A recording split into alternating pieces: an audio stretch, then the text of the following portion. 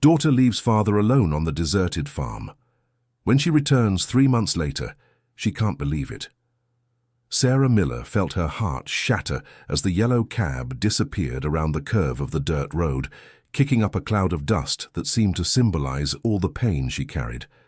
At 42, she never imagined she would have to leave her 68-year-old father alone on the farm where she was born and raised. The decision to accept the accounting job in Nashville hadn't been easy, but the hospital bills kept coming, and her father's heart treatment had drained all of the family's savings. Thomas Miller watched the car vanish on the horizon, adjusting the brown felt hat he had worn since his cowboy days, feeling the weight of the years on his stooped shoulders. The worn leather suitcase he held contained only the property documents and a few mementos of his wife, who had passed away 5 years ago, leaving only him and Sarah to care for the land that had once been prosperous. Sunny Valley Farm, nestled among the hills of rural Tennessee, had seen better days. What once housed hundreds of head of cattle now kept only a few chickens, 2 old horses, and the stubbornness of a man who refused to sell the family inheritance. Thomas walked slowly to the porch of the wooden house, where the boards creaked under his feet like a melancholy symphony echoing across the empty property. The next day, before the sun had fully risen, Thomas heard the sound of an engine approaching. Through the kitchen window, he saw a white pickup truck pulling into the yard. He knew that vehicle well, along with the sturdy figure stepping out of it with determined steps. "Good morning, Mr. Thomas," shouted Victor Sterling, the neighbor who owned the largest property in the area. "I came to pay a courtesy visit now that you're here alone." Thomas stepped out onto the porch, drying his hands on the dish towel. Victor didn't make courtesy visits. At 55, the man had turned his family inheritance into an agribusiness empire, always keeping an eye on neighboring lands to expand his domain. "Good morning, Victor. Coffee's ready if you'd like." "Thanks, but I came here to talk business." Victor climbed the porch steps uninvited. "I heard Sarah had to leave for work. Must be tough keeping all this running on your own." "The farm is fine. Thanks for your concern." "Look, Mr. Thomas, I'll be direct. I know you've been through hard times with the medical bills. I'm willing to make a generous offer for your land. You could buy a little house in town, be close to doctors, have a more comfortable life." Thomas felt anger rising in his throat, but he held himself back. That conversation wasn't new, but now, with Sarah far away, Victor had felt emboldened to push harder. "I've said it before and I'll say it again. This land is not for sale." "Think it over," Victor insisted, pulling a piece of paper from his pocket. $50,000. That's a good amount to start a new life." "50,000? Thomas almost laughed. "This property is worth at least 200,000 and you know it." "Ah, but you're forgetting the costs. Land alone is worth nothing without production, without infrastructure. And frankly, your conditions here aren't the best." Dear listener, if you're enjoying the story, feel free to hit like and especially subscribe to the channel. It really helps us beginners. Now, continuing. The low offer infuriated Thomas, but he knew Victor was testing his resolve. Without Sarah to back him up, the neighbor likely thought it would be easier to convince him. "The answer is no, Victor, and it will always be no." "All right." The man put the paper away, but his smile wasn't friendly. "But think about what I said. A man your age, alone out here in the middle of nowhere. Accidents can happen." Thomas felt a chill, but stood firm. After Victor left, he stayed on the veranda, watching the heavy clouds forming on the horizon. A storm was approaching, and not just in the sky. During the first few days after Sarah left, Thomas tried to keep up his normal routine. He woke up early, fed the animals, fixed what he could around the property, and ate simple meals in the silent kitchen. But loneliness weighed like a wet blanket on his shoulders. Victor's visits became daily, always with a new excuse, checking if everything was okay, bringing some sweets from his wife, offering help with small repairs, but invariably the conversation turned back to selling the property. "Mr. Thomas, I found out there's a company interested in building a rural residential community here in the area," Victor said one hot afternoon. "I can mediate the negotiation. It would be much more than I offered before." "How many times do I have to repeat that I don't want to sell?" You need to be realistic. Sarah is far away, building her life. Do you really think she'll come back to take care of this old farm? Victor's words hit Thomas's weak spot, the doubt he tried to push away every night. Would Sarah really come back? In the city, she would have opportunities, comfort, a better future. Why would she return to this hard life in the countryside? My daughter will come back, he muttered, but his voice didn't sound convincing even to himself. 1 week after Sarah left, the sky finally opened up over Sunny Valley Farm. The storm arrived during the early morning hours with winds that seemed determined to rip the house from its foundation. Thomas woke to the sound of something beating violently against the roof. By morning, he discovered several tiles had been torn off, leaving a considerable hole above what used to be Sarah's room. Rainwater had soaked the wooden floor and some furniture. Thomas climbed onto the roof with an old tarp, determined to temporarily cover the hole until he could buy new tiles. But at 68, with his balance no longer steady, the movements became dangerous on the wet, slanted surface. His foot slipped on a loose tile. Thomas tried to grab hold, but his body weight pulled him down. The fall wasn't great, only 2 meters to the ground, but it was enough to sprain his right ankle and bruise his ribs on the left side. Lying on the wet ground, feeling pain radiate through his body, Thomas realized he had underestimated his fragility. He managed to crawl to the porch and prop himself up on a chair, but walking became nearly impossible. For 2 days, he dragged himself around the house, eating only what he could reach without much effort, drinking water from the kitchen tap, and sleeping in the living room armchair because he couldn't climb the stairs to the bedroom. The pain in his ribs worsened with every breath, and his ankle swelled so much that he had to cut the leather of his boot to get his foot out. For the first time since Sarah left, Thomas seriously considered calling her for help. But pride won out. She had sacrificed so much to get that job. How could he ruin his daughter's plans because of his own stubbornness?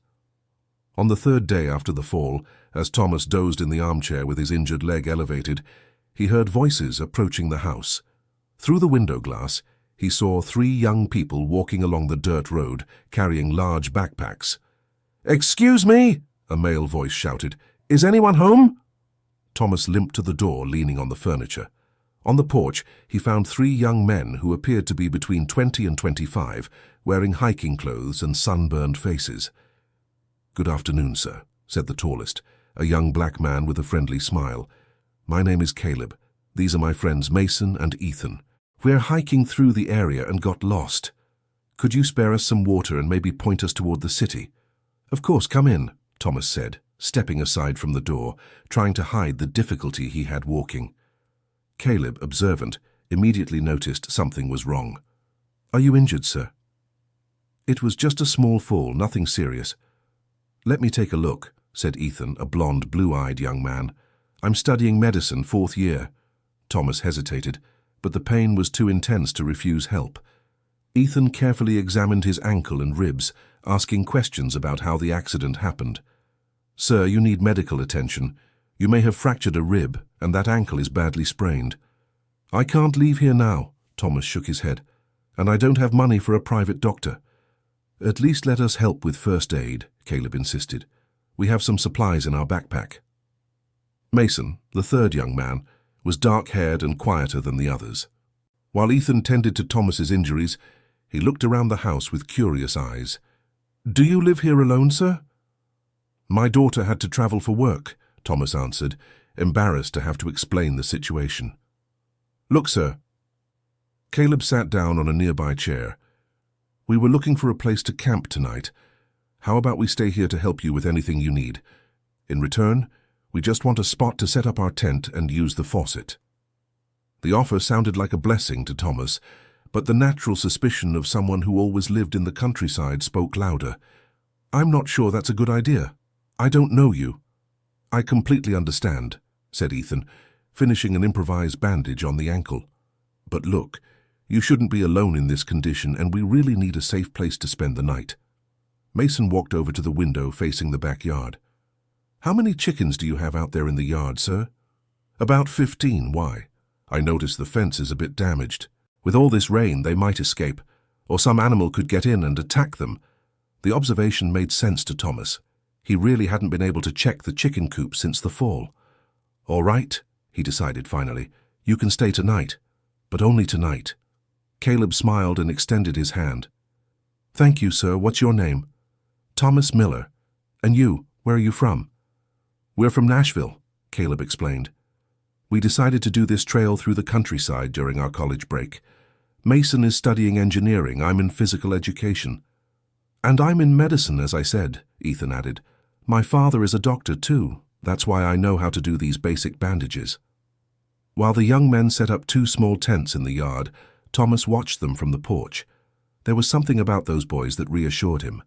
Maybe it was the respectful way they spoke, or the care Ethan had shown while treating his injuries. Mason approached again. "Mr. Thomas, may I take a look at that chicken coop? I want to see if I can fix the fence before dark." "Go ahead, but don't bother. I'll figure out a way to fix it later." "It's no bother at all. I like tinkering with things." Dear listener, if you're enjoying the story, go ahead and hit like and especially subscribe to the channel. It really helps us beginners. Now, continuing. When Mason came back from the chicken coop, his eyes sparkled with curiosity. "Mr. Thomas, do you know what breed those chickens are?" "They're just common farm chickens. Why?" "It's just that some of them are quite different. They have golden necks, feathers with a special shine. And the eggs—" "Sir, some of those eggs are almost golden. They might be Blue Ridge golden hens." Thomas shrugged. To him, a chicken was a chicken. An egg was an egg. He didn't know much about different breeds. "My late wife took care of those things. She always said she had some special hens, but I never paid much attention. Can I take some pictures of them?" asked Mason, pulling his phone out of his pocket. "I want to show my animal genetics professor." "Sure, go ahead, but I don't see anything special about them." That night, the 3 young men prepared a simple dinner with the supplies they had, insisting that Thomas not get up from his armchair. Caleb turned out to be a good cook, making a rice with vegetables that Thomas hadn't eaten in a long time. During dinner, the conversation flowed naturally. Ethan talked about his medical studies and the financial difficulties he faced to stay in school. Caleb spoke about his dream of becoming a physical education teacher in public schools. Mason, more reserved, just listened and asked questions about life on the farm. "Were you born here?" asked Caleb. "Born and raised. My father bought this land back in the 1960s, when I was little. It was all thick brush. He cleared every bit of it, planted pasture, built this house with his own hands." "And your daughter? What's she like?" Thomas's face softened when he spoke of Sarah. "She's a hard-working girl, smart, always been good with numbers, so she got that accountant job in Nashville. She had to sacrifice a lot to take care of me when I got sick." "You were sick?" Ethan seemed interested in the conversation. "Heart trouble. Had to get some expensive tests done, was in the hospital for a few days. Sarah used up all her savings to pay for the treatment." "So that's why she had to go work far away," Caleb concluded. "Yeah, and that's why I can't sell this farm for just any price. It's the only thing of value I can leave her." Mason, who had been quiet for most of the conversation, finally spoke. "You said someone wants to buy the farm?" "The neighbor, Victor. He keeps insisting, offering a pittance. He stopped by today." "How much did he offer?" asked Caleb. $50,000. The 3 young men exchanged knowing glances. $50,000 for a property this size? Ethan shook his head. "That's not even 10% of the real value." "I know, but he says without production the land isn't worth anything." "But there is production," Mason pointed out. "Those hens, the eggs, there's potential for a lot more." "What do you mean?" Mason hesitated before answering, as if organizing his thoughts. "Mr. Thomas, can I do some research on your hens? Use my phone's internet to find out exactly what breed they are." "Sure, go ahead, but I don't see what that has to do with anything. It's just, well, some types of hens are very rare and valuable. If it's what I'm thinking, your eggs could be worth a lot of money." Thomas laughed, thinking the young man was exaggerating. "Son, they're just ordinary hens. My wife bought them from a man around here about 10 years ago. Even so, let me check." The next morning, Mason woke up early and spent nearly an hour photographing the hens and the eggs. When he came back inside, his face was glowing with excitement. "Mr. Thomas, you need to sit down for this." "What is it, son?" "Your hens are Blue Ridge Golden Hens. It's a rare breed, developed by a geneticist in Tennessee back in the 1990s. Their eggs have a special nutritional composition and are considered gourmet." Gourmet. Fine restaurants and luxury hotels pay a lot for these eggs, and that's not all. Each hen like that is worth at least $1,000, depending on the lineage. Thomas nearly choked on his coffee. $1,000 per hen? Or more. And the eggs? Each egg can sell for $15 to $20 in specialty restaurants. That can't be true. It is true, Ethan confirmed, looking at Mason's phone screen. "I found a website of specialized breeders. Look at the prices." Thomas held the device with trembling hands, trying to understand what he was seeing. There really were ads for Blue Ridge Golden Hens at prices he never imagined. But how did my wife get these hens? Do you remember who she bought them from? From Mr. Arthur, a man who lived up in the Blue Ridge Mountains. She said he was getting rid of the flock because he was moving to the city. Caleb slapped his forehead. "Mr. Thomas, you may have inherited a treasure without knowing it." The news was too good to be true. Thomas felt confused, torn between hope and the skepticism of a lifetime dealing with disappointments. "Even if it's true, how am I going to sell these eggs? I don't know any fancy restaurants. I don't know how this market works." "The internet can handle that," said Mason. "We can create a page to promote your farm. There's a market for this kind of product." "I don't understand anything about the internet." "But we do," Caleb got excited. "How about we stay a few more days to help you organize all this?" "I can't afford to pay for help." "Who said anything about pay?" Ethan smiled. "We're on vacation anyway. And it'd be interesting to learn about raising rare animals." Thomas looked at the three young men who had shown up on his property as if sent by Providence. He still couldn't fully believe the story about the valuable hens, but there was something in the sincerity of those boys that reassured him. "You'd really do that?" "Sure," Mason replied, "but there's one condition." "What's that?" "You need to see a doctor about those ribs. Ethan thinks you might have a fracture, and that's dangerous." "I already told you I don't have money for a private doctor." "A public clinic," Ethan insisted. "Caleb can take you into town. He has a driver's license and has driven a truck like yours before." The prospect of leaving the property made Thomas nervous, but the pain in his ribs really wasn't getting any better. "All right, but you promise you'll take care of the animals while I'm gone?" "We promise." That same afternoon, Caleb drove Thomas's old pickup truck to the nearest town, about 12 miles from the farm. At the clinic, after a 2-hour wait, a doctor confirmed that Thomas had fractured a rib, but it wasn't serious enough for surgery. "Just rest and anti-inflammatories," the doctor said, prescribing the medication, "and no heavy lifting for at least 3 weeks." On the way back, Thomas and Caleb stopped at a hardware store to buy roof tiles and some nails. Caleb insisted on paying with the money he had saved for the trip. "You can pay me back later," the boy said, "when you sell your first gourmet eggs." "And if this whole story turns out to be a load of hogwash?" "It's not hogwash. Mason knows animals. He studied that in college. And even if it were, it wouldn't hurt to try." When they got back to the farm, they found Mason and Ethan organizing the chicken coop as if it were a laboratory. They had separated the hens by age and appearance, catalogued the eggs by laying date, and even improvised more comfortable nests with wooden crates. "How did the doctor's visit go?" asked Ethan. "Fractured rib, but it'll heal," Caleb answered for Thomas, "and we bought tiles to fix the roof." "Great, because we found out more interesting things about the hens." Mason came closer with a notebook in his hands, where he had jotted down various pieces of information. "Mr. Thomas, you have 16 Blue Ridge Golden Hens and 2 common hens.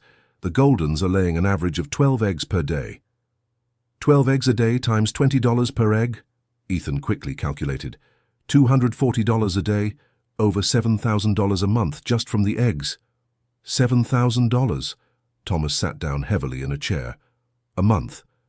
Of course, we'd need to find the right buyers, arrange delivery, have all the necessary licenses, explained Mason. But the potential is there.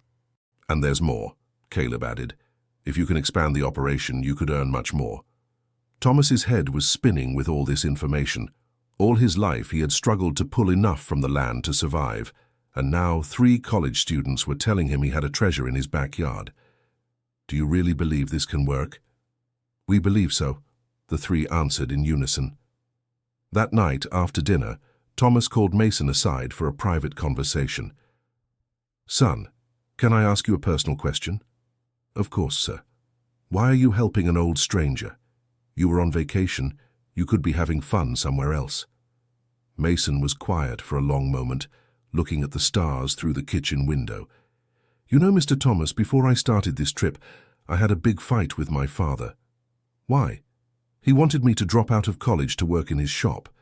He said I was wasting time studying, that engineering wouldn't make me any money.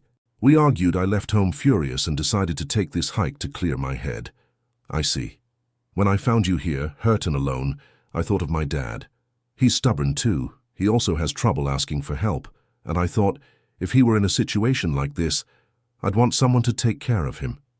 The sincerity in the young man's voice touched Thomas's heart. "Your father must be worried." "He must be.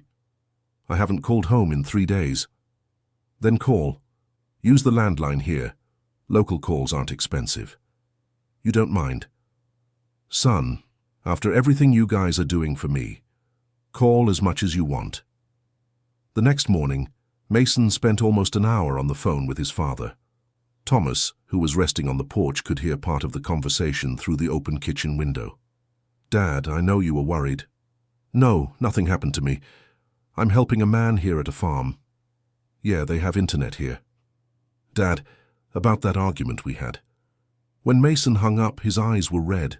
He came out to the porch and sat down in a chair next to Thomas. "Did you get to talk to him?" "I did. He was really worried. He almost called the police to look for me." "And your fight?" "I think we're going to work it out. I explained to him how engineering can be applied in practice, using your chicken operation as an example. He got interested." "That's good, son. Family is what matters." "That's true. You must be missing your daughter." "I miss her a lot, but I don't want to bother her by calling all the time." "Why not call her? I'm sure she's worried about you." "I don't want her to know I got hurt. She'd drop everything to come running back." "And would that be bad?" "It would, because she needs that job. The hospital bills aren't all paid off yet." "But if the chicken business works out, that won't be a problem anymore." Thomas shook his head, still skeptical. "I don't want to get my hopes up, Mason. All my life I've learned not to count your chickens before they hatch." He stopped and laughed at his own expression. "Well, in this case, maybe we should count the chickens after all." The following days passed quickly. The 3 young men established an efficient routine. Ethan took care of Thomas's bandages and monitored his recovery. Caleb fixed the roof and other minor damages to the house, while Mason methodically organized the chicken operation. They created cards for each bird, recording estimated age, physical characteristics, egg production, and behavior. They discovered that one of the hens, which Thomas affectionately called Golden because she was the prettiest, was clearly the leader of the group and also the most productive. "This one is special," said Mason, photographing the golden hen. "It must be from a superior lineage. Its eggs are larger and have a harder shell." "How do you guys know so much about chickens?" asked Thomas. "The internet," replied Caleb. "Mason found several breeder groups on social media. He's learning from them. And some have already shown interest in buying your eggs," added Mason. "There's a restaurant in Nashville that wants to place a test order." "Test order?" 20 dozen eggs for them to evaluate the quality. If they approve it, they can make regular orders. 20 dozen. That's 240 eggs. How much each? $15 per egg for the restaurant. That's $3,600. Thomas nearly fell out of his chair. $3,600 for 20 dozen eggs. "That's the gourmet market price," confirmed Ethan. "But for that, you need health certification, proper packaging, refrigerated transport." "That'll cost a fortune." "Not necessarily." Mason showed some notes. "I talked to the folks in the breeder groups. They give tips on how to start small and grow gradually." The prospect of actually making money from the chickens began to feel real to Thomas. For the first time in months, he felt a flicker of hope. "And you'd do all that? Help organize all that paperwork?" "We sure would," Caleb assured him. "But you would need to teach us about rural life, about how to handle the animals. It'd be a fair trade." "You want to learn about life on a farm?" "We do," Ethan explained. "I'm thinking of specializing in veterinary medicine in the future. Caleb wants to teach environmental education, and Mason is discovering he likes animals more than engineering." "That's true," Mason confirmed. "Talking to my dad yesterday, I realized I can use engineering to improve animal farming systems. It's a growing field." Thomas looked at the three young men with growing affection. In just a few days, they had brought more life and energy to the farm than he'd felt in years. "All right, but with one condition." "What's that?" "When this works out and I start making money, you'll be partners in the business. I won't accept doing this without sharing the profits with those who are helping me." "Mr. Thomas," Caleb protested, "we don't need payment. We're helping because we want to. And I'm offering a partnership because I want to. You're giving me a chance to rebuild my life. It's only fair that you share in the results." Dear listener, if you're enjoying the story, take a moment to leave a like and especially subscribe to the channel. That really helps us who are just starting out. Now continuing, the conversation was interrupted by the sound of an engine approaching. Through the window they saw Victor's white pickup truck pulling into the yard. "It's the neighbor," Thomas muttered. "He's going to be curious about you all being here." "Do you want us to leave?" asked Mason. "No, you stay. It's good for him to see I'm not alone." Victor got out of his truck with his usual arrogance, but stopped when he saw the tents in the yard and the three young men organizing the chicken coop. "Good afternoon, Mr. Thomas. I see you have visitors." "Good afternoon, Victor. These are Caleb, Mason, and Ethan. They're helping me with some improvements on the property." "Improvements?" Victor's tone was disbelieving. "What kind of improvements?" "Organizing the chicken operation," replied Mason, approaching confidently. "Mr. Thomas has some very valuable breed of animals here." "Valuable chickens?" Victor laughed contemptuously. "Son, they're just common free-range chickens." "Actually, no." Mason kept his tone respectful but firm. "These are Blue Ridge Golden Hens, a rare breed that's highly sought after in the gourmet market." Victor's expression changed slightly. He didn't know if the young man was serious or just making up a story. "And what are you, bird experts?" "I'm studying engineering with a focus on agricultural systems," Mason lied partially. "We're helping Mr. Thomas modernize the operation to increase productivity." "Productivity?" Victor repeated the word as if it were amusing. "Do you have any idea how much it costs to keep a rural property running?" "We do," Caleb joined the conversation. "That's why we're developing a sustainable business plan for the specialized breeding operation." "Business plan?" Victor looked at Thomas with a mix of disdain and concern. "Mr. Thomas, I hope you're not getting carried away by wild promises." "They're not promises," said Ethan, showing his phone. "They're facts based on market research. The eggs from the Blue Ridge Golden Hen breed have guaranteed demand in specialty restaurants." Victor took the device and read some information on the screen. His face slowly lost color as he understood what he was seeing. This could be fake information from the internet. "You can check on the official breeders' websites," Mason offered. "There's even a WhatsApp group where they discuss prices and make deals." "Well," Victor handed back the phone, clearly unsettled. "Even if it were true, setting up a business like that requires a lot of investment, licenses, technical knowledge." "We're taking care of all of that," Caleb assured him. "We've already contacted the relevant agencies and we're organizing the necessary paperwork." Thomas watched the conversation with growing satisfaction. For the first time, he saw Victor at a loss for words, clearly bothered by the possibility that the farm could really be profitable. "Well, Mr. Thomas," Victor tried to regain his composure, "if you need anything, just say the word. We've been neighbors for a long time." "Thanks, Victor, but I think I'm well taken care of." After the neighbor left, the four men looked at each other and started laughing. "Did you see his face when he found out the value of the eggs?" said Caleb. "I bet he's going to research everything about the Blue Ridge Golden Hen tonight." added Ethan. And he'll find out you were telling the truth, concluded Thomas. Mr. Thomas, Mason became serious. I think you need to stay alert. If we really manage to set up this business and it succeeds, your neighbor's interest in the property might increase a lot. What do you mean? A profitable operation with rare birds greatly increases the land's value.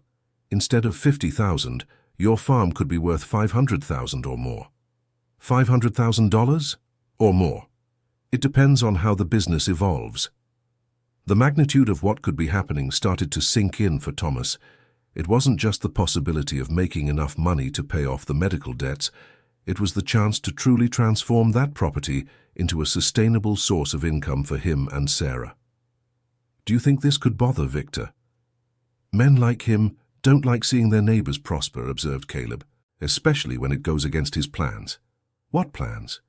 Mr. Thomas, from what you've told us, he's been wanting to buy your property for a long time. If it increases in value, or if you no longer need to sell, his plans fall through. But he can't do anything, can he? Legally, no, Ethan reassured him, but it's good to keep your eyes open.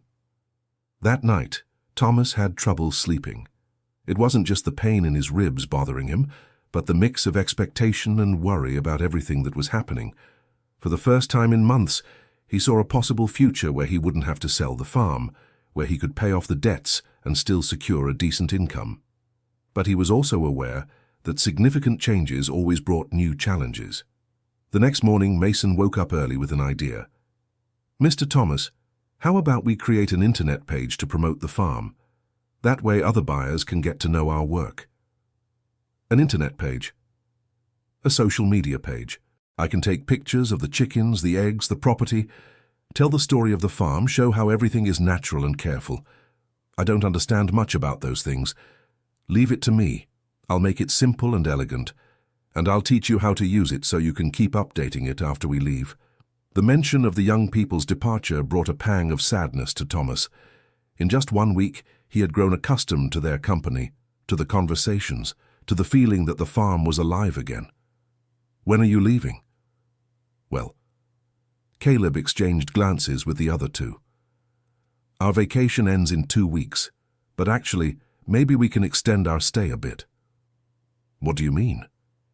I can drop some classes this semester, explained Mason, and focus on the animal projects. I can rearrange my college schedule too, said Ethan. Some subjects I can take online. And I was thinking about changing my major anyway, Caleb revealed. Maybe agricultural engineering is more interesting than physical education. Thomas was moved by the prospect that the boys might stay longer. Would you really do that? If you want our help, we'd be happy to continue, assured Mason. Of course I do, but you need to talk to your families. Think carefully about what you're deciding. I already talked to my dad, said Mason. I explained the whole project to him. You know what he said? What? That if I really found something I'm interested in, I should go for it, and he offered to come here and see the farm. Your father would come here? If you don't mind. He knows business. He could give some tips on how to organize everything properly. The idea of meeting the young men's parents pleased Thomas greatly. It meant they were really taking the project seriously. It would be a pleasure to have him here. Over the following days, work on the farm intensified. Caleb finished fixing the roof and began renovating the chicken coop, creating separate compartments for each group of chickens. Ethan organized a healthcare schedule based on guidelines he found in veterinary manuals. Mason created the internet page and started posting photos and information about the farm. The response was surprising. In 3 days, the page already had over 200 followers and several messages from people interested in buying eggs. Look at this, Mr. Thomas. Mason showed the phone. There's a restaurant chef in New York City asking if we deliver there. New York City? That's really far. But the price he's willing to pay covers the shipping. $25 per egg, minimum order of 10 dozen per week. 10 dozen per week. That's 120 eggs. $3,000 a week from just one client, calculated Ethan. $12,000 a month. The numbers were so high that Thomas had trouble believing it. "Are you sure this isn't a dream?" "It's real," Caleb assured him. "And look here, there's a woman in Washington, D.C. who wants to buy breeding chickens. She's offering $2,000 per pair. $2,000 for a pair of chickens. For breeding. She wants to start her own farm. But if I sell the chickens, how do I keep up egg production?" "You don't have to sell all of them," explained Mason. "You can sell a few pairs and use the money to improve the structure and buy more hens. That's how you expand a business." The logic made sense, but Thomas still struggled to think in such business-like terms. "Do you think I could manage all this?" "Yes, you can," encouraged Ethan. "And we'll teach you everything. Besides, my father said he can recommend a trusted accountant to handle the legal side. Your father understands that too. He owns a small medical equipment company. He knows the bureaucratic procedures for legalizing businesses." By the end of that week, 3 new developments completely changed the landscape of Sunny Valley Farm. First, Mason's father arrived. Mr. Arthur was a 50-year-old man, a retired mechanic who had built a thriving workshop on the outskirts of Nashville. As soon as he got out of the car at the farm, he was impressed by the work organization the young men had implemented. "Mason told me everything over the phone, but seeing it in person is different," he said to Thomas. "You guys really put together something professional here. It was all the boys' idea. But the raw material is yours. These chickens are truly a treasure." Mr. Arthur spent the entire day analyzing the operation, asking questions, suggesting improvements in organization. Late in the afternoon, he called Thomas for a chat. "Mr. Thomas, can I say something?" "Of course." "My son has been different ever since he got here. More mature, more focused. For the first time, I saw him really interested in something. He's a good kid. All of them are. That's true, and I want to make a proposal. How about I invest in this business of yours?" "What do you mean?" "Money to improve the structure, buy equipment, get all the paperwork in order. In return, I'd take a small percentage of the profits." "You'd invest money in a chicken business?" "I'd invest in a business that has my son as a partner and is being run by serious and competent people." The offer caught Thomas by surprise. It was the solution to all the financial problems that still worried him. "How much are you willing to invest?" $30,000 to start. If the business works out, I can put in more." "And what percentage do you want?" 20%. You keep 40. The boys split the other 40 among themselves." It was too generous an offer to be true. "Why would you do that?" "Because I believe in the business's potential. And because I want my son to have a chance to build something of his own." The second development came through the internet page. A documentarian from Nashville saw the photos of the breeding operation and got in touch wanting to make a mini-documentary about Sunny Valley Farm. "He said stories like this are inspiring," explained Mason. "An elderly man who discovers a treasure in his own backyard with the help of college students." "He wants to film here?" "Yes, and he won't charge anything. He said the documentary can be used to promote the business." "I don't know if I want to be on TV." "It's not TV," Caleb reassured him. "It's for the internet. But it can really help spread the word about the breeding operation." The third development was the most worrying. Victor returned to the farm, but this time he wasn't alone. He brought with him a man in a suit who introduced himself as a lawyer. "Mr. Thomas, this is Attorney Sullivan, my lawyer. He needs to check some issues regarding the property boundaries." "What issues?" "Well, doing some research at the registry office, we found that there may be an overlap between your boundary and my property." "Overlap? This farm has been mine for over 40 years. Of course, said the lawyer in a falsely reassuring tone. "It's certainly just a matter of documentation, but I need to measure some points to be sure." Mason, who was organizing the chicken nests, overheard the conversation and approached. "Sorry to intrude, but do you have a court order to take measurements on the property?" "Court order?" The lawyer seemed surprised. "It's not necessary for a preliminary check." "Actually, it is," said Mason firmly. "Any measurement or boundary dispute must be handled through the proper legal channels." "And who are you?" Victor asked irritably. "I'm an engineer and a partner of Mr. Thomas in this property." The statement caught Victor off guard. He clearly hadn't expected the young men to have formalized some kind of partnership. Partner? That's right, and as a partner, I demand that any legal questioning be done through proper procedures. The attorney exchanged glances with Victor, obviously annoyed at having encountered organized resistance. Well, we'll arrange the proper documentation and come back another time. After they left, Mason explained to Thomas what had happened. Mr. Thomas, that was an attempt at intimidation. They wanted to scare you with non-existent legal issues. How do you know they're non-existent? Because properties held for over 40 years have consolidated rights, and any boundary dispute has to be handled formally through a court process. You know about laws? I know a little. My father went through similar situations with his workshop. Ethan joined the conversation. Mr. Thomas, I think it's time we formalize our partnership for real. If people are trying to cause trouble, it's better for all of us to be legally protected. Would you do that? We would, confirmed Ethan. After all, this business is already ours too. That night, Thomas called Sarah for the first time since she'd left. His daughter answered on the second ring, clearly worried. Dad, I've been waiting for your call for days. Is everything okay? Everything's fine, honey. Better than fine, actually. What do you mean? It's hard to explain over the phone, but some things have happened here that could change our lives. What kind of things? Dad, you're worrying me. Don't worry, they're good things, very good things. Thomas gave a summarized version of the recent events, the young men's arrival, the discovery about the chickens, the business opportunities. Dad, this sounds too good to be true. Are you sure these guys are trustworthy? I'm absolutely sure. They saved me, Sarah. And I'm not just talking about money. What do you mean? I was feeling very lonely out here. Lost. Thinking I had no purpose in life anymore. They gave me back my hope. Sarah's voice grew choked. Dad, you never told me you were feeling that way. I didn't want to worry you. But now everything's different. The farm has life again.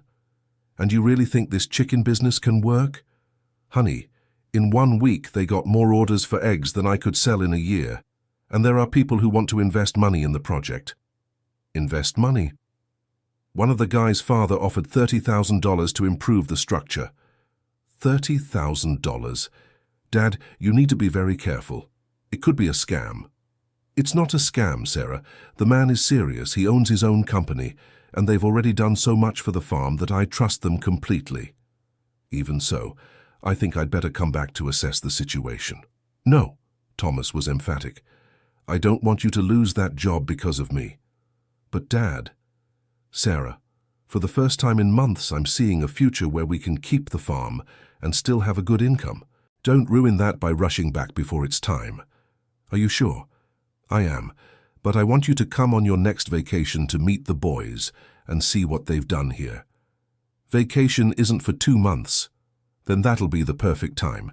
The business will already be organized. You can evaluate everything calmly. After the conversation with Sarah, Thomas felt more at ease. He had shared his discoveries with her, but without putting pressure on her to quit her job. The next day, Mr. Arthur returned to the farm, bringing an accountant and a trusted attorney of his. In just a few hours, they organized all the necessary paperwork to formalize the partnership and legalize the specialty breeding business. All set, said the accountant, Mr. Brooks. You now have a legally constituted rural micro-enterprise. You can issue invoices, make contracts with suppliers and buyers, everything within the law. And about the issue the neighbor raised, asked Thomas. Pure intimidation, assured the lawyer, Attorney Davis. I've analyzed all the property documentation. There is no irregularity or possible challenge regarding the boundaries. Can they still try to cause trouble? They can try, but they won't succeed. And now that you have an established company, any attempt at disruption can be reported as unfair competition. With the legal issue resolved, work on the farm accelerated. Mr. Arthur transferred the promised $30,000 and improvements to the structure, began immediately. Caleb designed a new chicken coop, larger and more modern, with a ventilation system, automatic waterers, and individual nests. Ethan organized a strict sanitary protocol, with vaccination control and health monitoring of the birds. Mason improved the website and started handling the orders that came in daily. In 2 weeks, production had tripled. They bought 20 new breeding hens of the Blue Ridge Golden Hen breed from a renowned breeder in New York City, and the breeding operation began producing an average of 40 eggs per day. The first big order came from the restaurant in New York City, 200 dozen eggs per month at $25 per egg. That single contract guaranteed a monthly revenue of $60,000. $60,000 a month, repeated Thomas, still incredulous. That's more than I used to earn in an entire year with the old operation. And this is just the beginning, said Mason. There are more restaurants interested, and we're also developing the breeding bird market. How many chickens do we have now? 42 adult Blue Ridge Golden Hens, 15 young hens that will start laying in 2 months, and 10 more breeding pairs arrived last week. In 6 months, we'll have the capacity to produce over 100 eggs a day, calculated Ethan. The numbers were impressive, but what made Thomas happiest was the atmosphere on the farm. The property had come alive again with life and activity. The young men had moved in permanently, turning the old guest room into a makeshift office where they managed orders and the business's accounting. Mr. Arthur visited the farm twice a week, always bringing suggestions for improvements or new business contacts.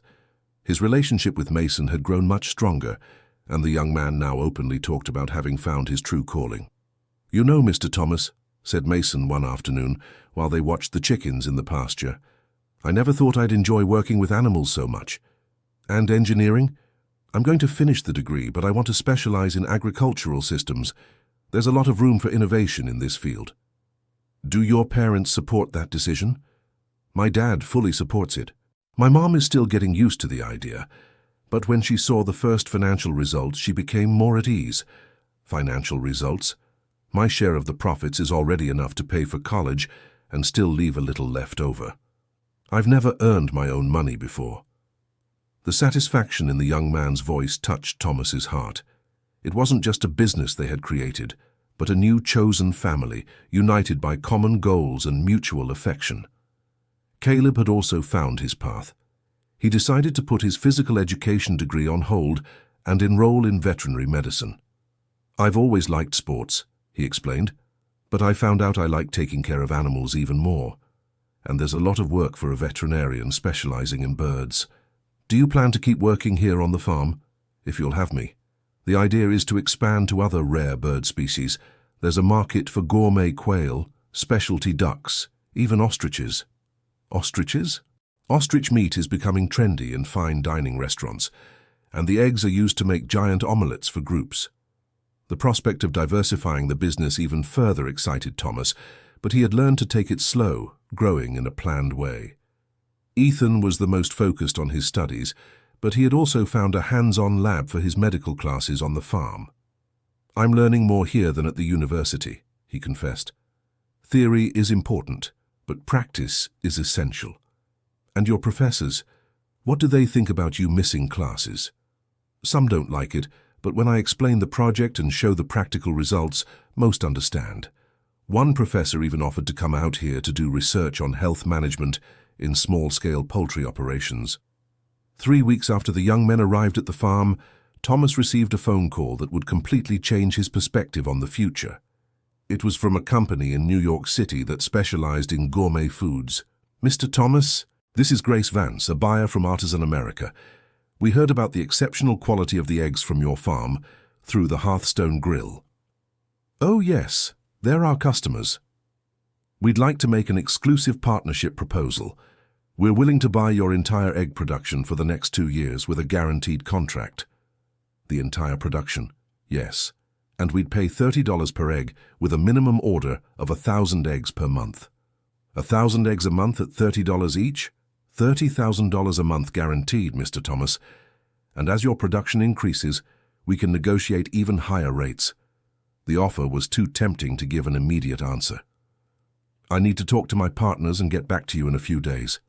"Of course, but don't take too long. We have other interested suppliers, but we prefer to work with you because of the distinct quality of the eggs." When Thomas told the young men about the offer, their reaction was excitement mixed with caution. $30,000 a month guaranteed is really good," said Caleb, "but an exclusive contract could limit our growth." "How so?" asked Thomas. "If we grow and can produce more, we can't sell to other customers," explained Mason. "We'd be tied to just one buyer." But it's guaranteed money. That's true, agreed Ethan. You have to weigh whether it's better to have security or the freedom to grow. What do you all think? The three looked at each other before Mason answered. Mr. Thomas, the decision is yours. But our opinion is that it's still too early to commit to exclusivity. We're growing really fast, discovering new markets. It would be a shame to limit ourselves now. But what if we can't find other equally good buyers? We will, assured Caleb. The demand for high-quality artisanal products is only increasing, and our eggs are truly special. The young men's confidence was contagious, but Thomas still had the natural caution of someone who had spent a lifetime fighting to get by. I'll ask for a few days to think it over. That same week, something happened that helped Thomas make his decision. The documentary filmmaker from Nashville arrived to shoot the footage, accompanied by a small but professional crew. Mr. Thomas, what an incredible story, said the director, Julian Crawford. A man who at 68 discovers a treasure in his own backyard and rebuilds his life with the help of young university students. It wasn't exactly like that. Of course it was, interrupted Mason. You just don't realize how inspiring your story is. The shooting lasted 2 days.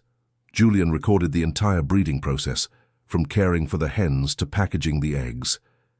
Interviewed Thomas and the 3 young men, capturing heartfelt testimonies about how that meeting had changed everyone's lives.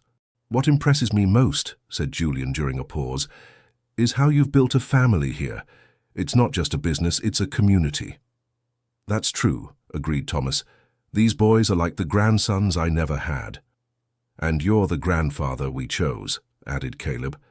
On the last day of filming, Julian made a revelation that surprised everyone. You know, Mr. Thomas, your story goes beyond what I imagined.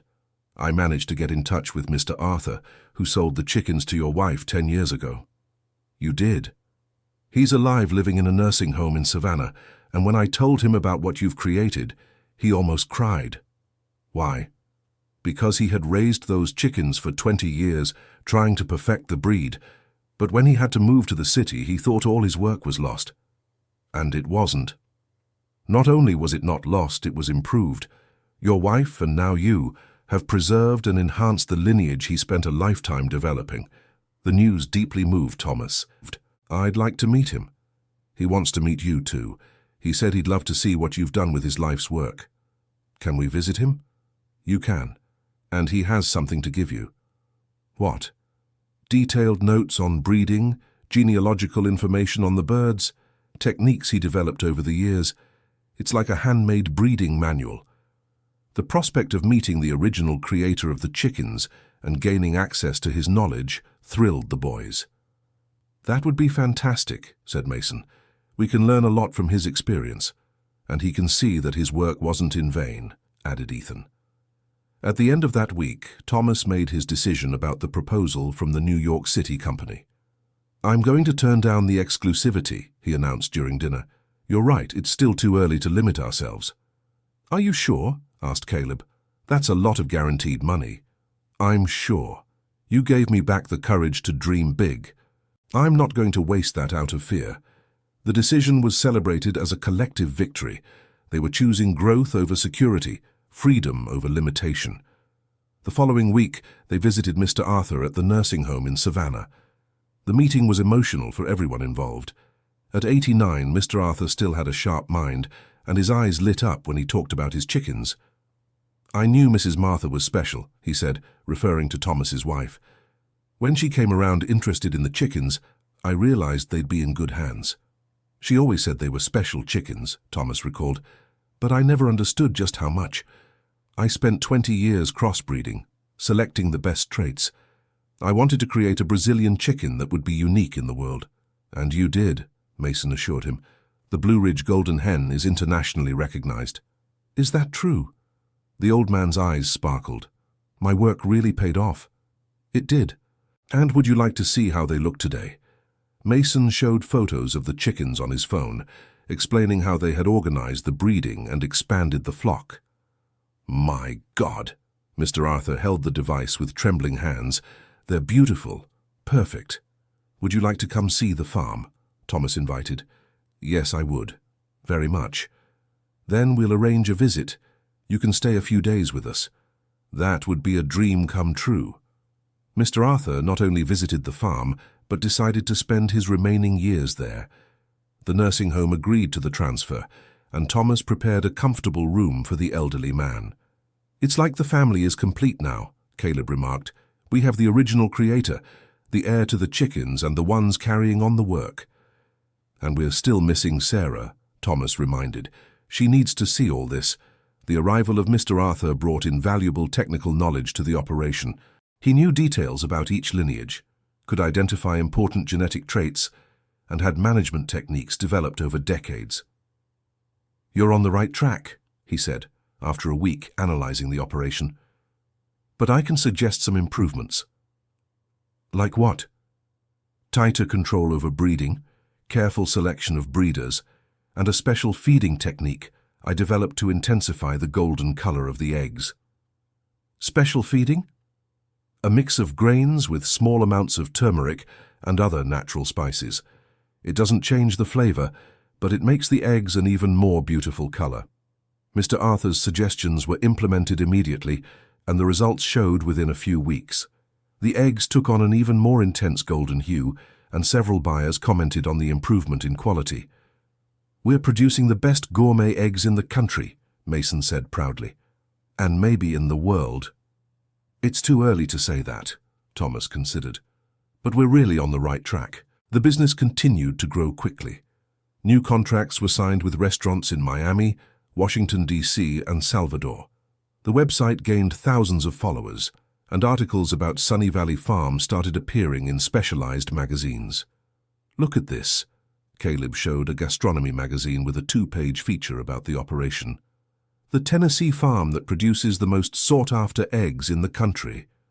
"That's very valuable free advertising," Mr. Arthur observed. "You're building a strong brand." "Brand? Sunny Valley Farm. Sunny Valley Golden Eggs. The name is already becoming known in the gourmet market." The remark made Thomas realize they had created something much bigger than a simple chicken farm. It really was a brand, a company gaining national recognition. 2 months after his arrival at the farm, the moment Thomas had been waiting for finally came. Sarah managed to take a week off and came home. His daughter got out of the yellow cab on the dirt road and stood still for a few minutes, trying to process what she was seeing. The property was unrecognizable. Where there had once been only a dusty yard, now there was an organized parking lot with several marked spaces. The house had been repainted, with a well-kept garden and an elegant sign at the entrance. Sunny Valley Farm, specialized rare poultry breeding. The old chicken coop had been replaced by a modern facility, with spacious poultry houses and automated systems. A second shed had been built for egg processing and packaging, but what impressed her most was the activity. There were people working, cars coming and going, a bustle she had never seen on the property. "Dad?" she called, still in shock.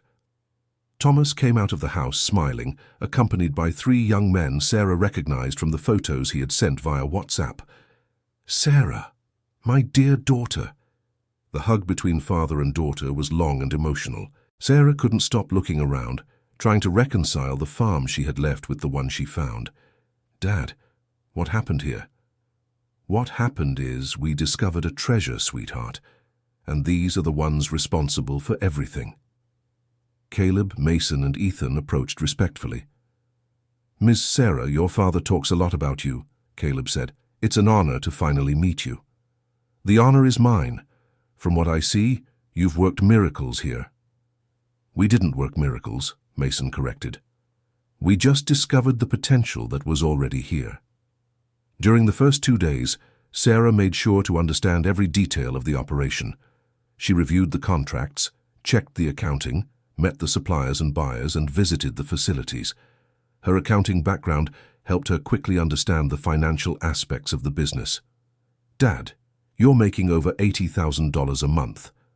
"This month we'll pass 100,000, replied Thomas proudly. $100,000 a month raising chickens. They're not ordinary chickens, explained Ethan. They're a rare and highly valued breed. And the best part is we're still growing, added Caleb. There's potential to reach 200,000 a month by the end of the year.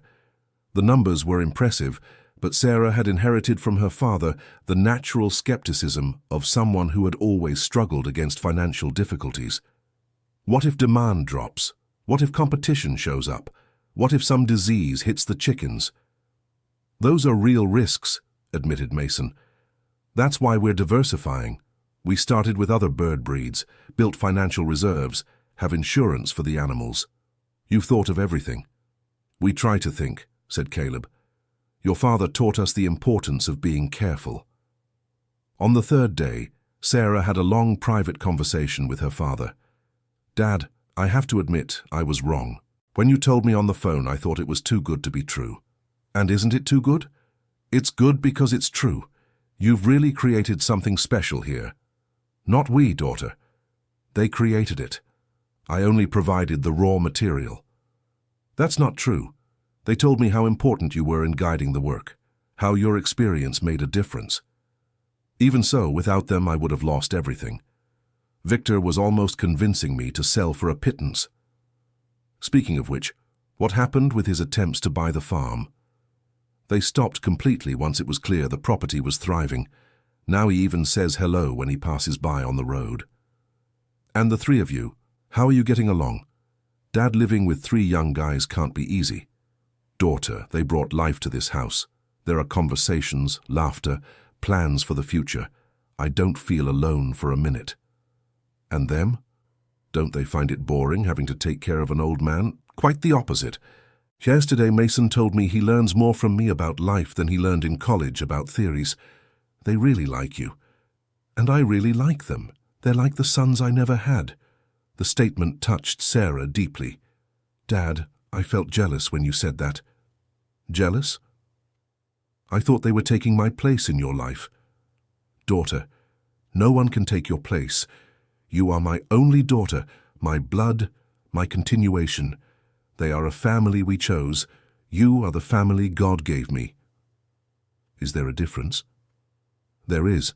One complements the other but never replaces. On the fourth day, Sarah had individual conversations with each of the young men.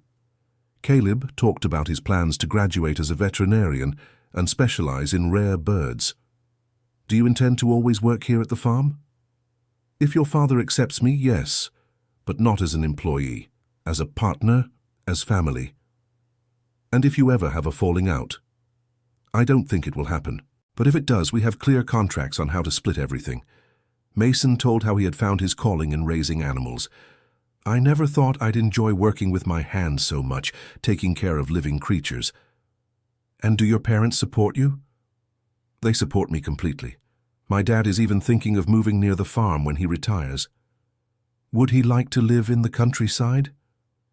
He said that after getting to know life here, he found the city too noisy and stressful. Ethan talked about his medical studies and how he intended to keep balancing college with work at the farm. Isn't it hard being away from your family? It was at first, but now I feel I have two families, the one I was born into and the one I chose. And if you ever have to choose between them, I don't think I'll need to. My parents understand that I found something important here. On the fifth day, Sarah met Mr. Arthur and was enchanted by the story of the original creator of the Blue Ridge Golden Hen. You spent your whole life developing these birds. I did indeed. It was my dream to create an American breed that would be recognized worldwide. And you succeeded, with the help of your family. Your mother was the one who had faith in my work when no one else believed. My mother always had a good eye for business. She certainly did, and you inherited that trait from her. How do you know? From the way you're analyzing everything, asking the right questions, thinking about risks and opportunities. You have the same sharp eye as Mrs. Martha. On the sixth day, Sarah made a decision that surprised everyone. Dad, I want to quit my job in Nashville and come back to help with the farm. Sweetheart, are you sure? There you have stability, a guaranteed salary. And here I have family, purpose, and the chance to build something truly great. But you know accounting, not animal husbandry. I can learn about animals, and you need someone who understands financial management. That's true, Caleb agreed. We're growing so fast that the administrative side is getting complicated. Besides, added Mason, It would be good to have someone from Mr. Thomas's family to continue the business in the future. What do you mean?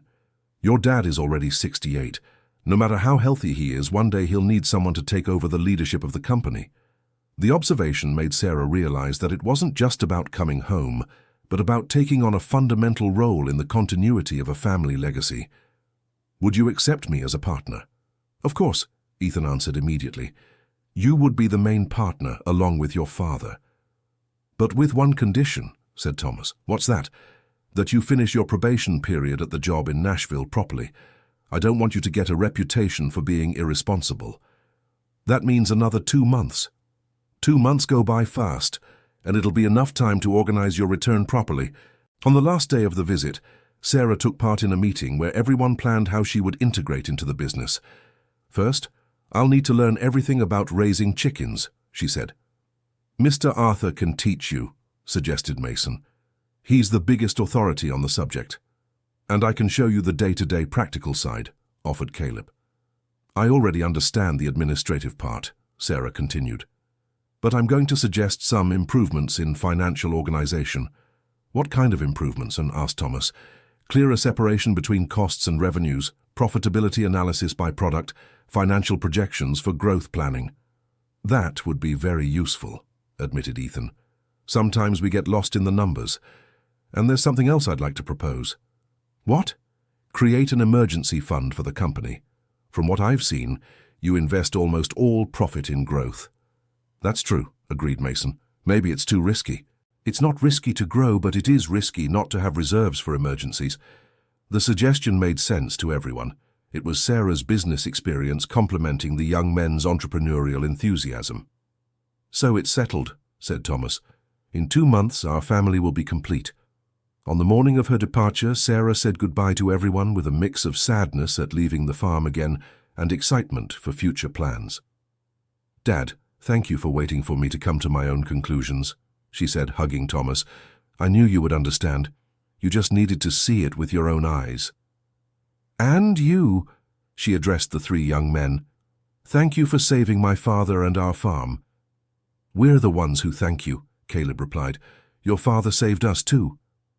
What do you mean? He gave us purpose, family, a future. We arrived here lost and found our way. Over the next 2 months, while Sarah finished her time in Nashville, Sunny Valley Farm continued to thrive and grow. Production reached an average of 80 eggs per day, with guaranteed orders from restaurants across the country. Monthly revenue surpassed $100,000, and projections showed steady growth. More important than the numbers, however, was the quality of life everyone had found there. Thomas had regained his vitality and sense of purpose. The 3 young men had discovered their callings and built a new family. Mr. Arthur had found a place to spend his final years, watching his life's work continue to bear fruit. On the day Sarah finally returned to the farm for good, the property was even busier. A television crew was finishing up filming a documentary on innovative rural farming, and buyers were touring the facilities. Dad, this has turned into a real company, she said, watching the activity. And you're going to help run all of it. I'm excited, and a little nervous too. That's normal. But you're well prepared and you'll have all of our help. That night, during Sarah's definitive welcome home dinner, Thomas gave a speech that moved everyone. 3 months ago, I was a defeated man, sick, in debt, alone, thinking of selling the farm for a pittance. Today I'm healthy, prosperous, surrounded by family, and looking at a bright future.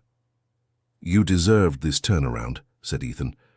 I don't know if I deserved it, but I know it happened because you all came into my life. Caleb, Mason, Ethan, you didn't just save my farm, you saved my soul. And you saved ours too, Mason replied. You taught us that family isn't just blood, it's choice, it's care, it's building together. Mr. Arthur taught us that a life's work can live on through other people, Caleb added, and Sarah will make sure all of this continues for generations to come, Ethan finished.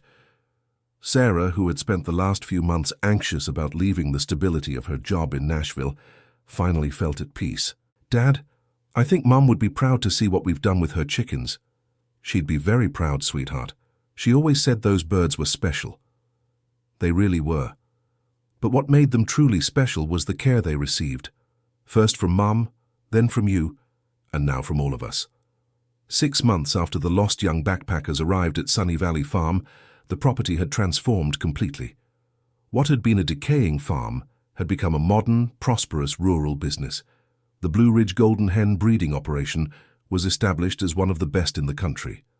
Sunny Valley Farm eggs were served in the finest restaurants, and there was a waiting list of buyers eager to sign contracts. More important than the financial success, however, was the family they had built together. Thomas had found not only a source of income, but also children of the heart who brought joy and purpose to his later years. Caleb had discovered his calling and was training to be a veterinarian specializing in poultry.